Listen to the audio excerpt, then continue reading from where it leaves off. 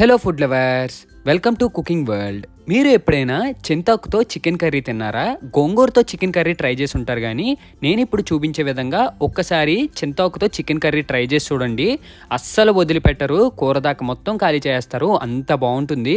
ముందుగా స్టవ్ మీద ఒక కూర దాకా పెట్టి ఆయిల్ వేసి, ఆయిల్ బాగా మరిగాక చిన్నగా కట్ చేసి పెట్టుకున్న ఉల్లిపాయ ముక్కలు, పచ్చిమిర్చి ముక్కలు వేసి, తర్వాత ఇందులో 1 టేబుల్ స్పూన్ పసుపు, 1 టేబుల్ స్పూన్ సాల్ట్ వేసి, ఇప్పుడు గరిటెతో ఇవి పచ్చివాసన పోయేంత వరకు కాసేపు అయితే వేపుకోవాలి. తర్వాత మూతతో క్లోజ్ చేసి 5 నిమిషాల పాటు ఈ ఉల్లిపాయలను అయితే బాగా మగ్గనివ్వాలి. ఇప్పుడు ఈ కూర కోసం ఒక ప్లేట్లోకి చింతాకు మొత్తం తీసుకుని బాగా వాష్ చేసి, తర్వాత ఈ చింతాకునంతా ఒక మిక్సీ జార్లో అయితే వేసేసుకోవాలి. మిక్సీ జార్లో వేసిన తర్వాత మూతతో క్లోజ్ చేసి, ఈ చింతాకుని బాగా పౌడర్గా కాకుండా మీడియంగా మెత్తగా అయితే ఆడుకోవాలన్నమాట. ఇలా ఆడుకున్న తర్వాత మూత ఓపెన్ చేసి ఒక ప్లేట్లోకి అయితే తీసుకోవాలి. ఈ విధంగా ఆకునైతే ఆడుకోవాలి. ఇందాక మనం ఉల్లిపాయలు అయితే మగ్గ పెట్టాం కదా, దానిపై మూత తీసేస్తే ఇలా ఆయిల్ పైకి తీరుతుంది. ఇప్పుడు గరిటెతో ఒకసారి కలిపి ఇందులోకి ముందుగా మనం ఉడికించిన చికెన్ ముక్కలు అయితే వేసుకోవాలన్నమాట. ఇందులోకి మనం కావాలంటే పచ్చి చికెన్ కూడా వేసుకోవచ్చు, కాకపోతే ఇలా ఉడికించి వేయడం వల్ల టేస్ట్ బాగుండి చికెన్ కూడా చాలా సాఫ్ట్గా ఉంటుంది.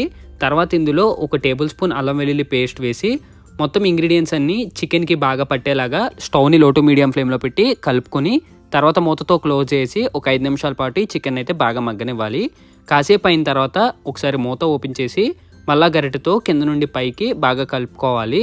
స్టవ్ని లో టు మీడియం ఫ్లేమ్లో పెట్టి ఇదంతా ప్రాసెస్ చేయాలన్నమాట. తర్వాత ఇందులోకి ముందుగా మనం మిక్సీలో ఆడి పెట్టుకున్న చింత చిగురు ఉంటుంది కదా, ఆ చింత చిగురు మొత్తం వేసుకోవాలి. తర్వాత ఇందులోకి ఒక 2 టేబుల్ స్పూన్ల కారం వేసుకోవాలి. నాన్ వెజ్ కర్రీలో కారం ఎక్కువ ఉంటేనే బాగుంటుంది, అప్పుడు నీసు వాసన లేకుండా మనకి స్పైసీనెస్ అయితే డామినేట్ చేస్తుంది అనమాట. ఇప్పుడు గరిటెతో మొత్తం ఈ ఇంగ్రీడియంట్స్ అన్ని బాగా కలిసేలాగా కలుపుకొని, ఇలా మొత్తం చికెన్కి గ్రేవీలా వచ్చిన తర్వాత ఇప్పుడు ఇందులోకి సరిపడా వాటర్ వేసుకోవాలి. మనం ఎంత చికెన్ క్వాంటిటీ తీసుకుంటున్నామో దాన్ని బట్టి అయితే వేసుకోవాలన్నమాట. బాగా ఎక్కువ వేసుకున్న టేస్ట్ బాగోదు.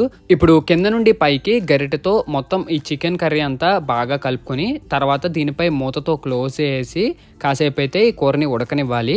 ఒక 5 నిమిషాల తర్వాత మూత ఓపెన్ చేస్తే ఇలా బబుల్స్లా వస్తుందన్నమాట. ఇప్పుడు ఒకసారి మనం సాల్ట్ చూసుకుని, సాల్ట్ సరిపోతే ఇందులోకి సరిపడా సాల్ట్ వేసుకోవాలి. మళ్ళీ ఒకసారి గరిటెతో ఈ సాల్ట్ అంతా ఈ చికెన్ కర్రీకి బాగా కలిసేలాగా కలుపుకొని, తర్వాత ఇలాగ మనం మూతతో క్లోజ్ చేసి కాసేపు కూర అంతా బాగా ఉడికిన తర్వాత మూత ఓపెన్ చేస్తే అదిరిపోయే చింత చిగురు చికెన్ కర్రీ అయితే రెడీ అయిపోద్ది అనమాట. ఇందులో చింతాకు ఫ్లేవర్ డామినేట్ అవ్వడానికి కొత్తిమీర కానీ కరివేపాకు కానీ వేసుకోలేదు. ఇలా వేడి వేడి అన్నంలో చింతాకు చికెన్ కర్రీ కలుపుకుంటే టేస్ట్ అయితే అదిరిపోతుంది. That's it for today guys. Video మీకు నచ్చినట్లయితే లైక్ చేసి, షేర్ చేసి, సబ్స్క్రైబ్ చేయండి.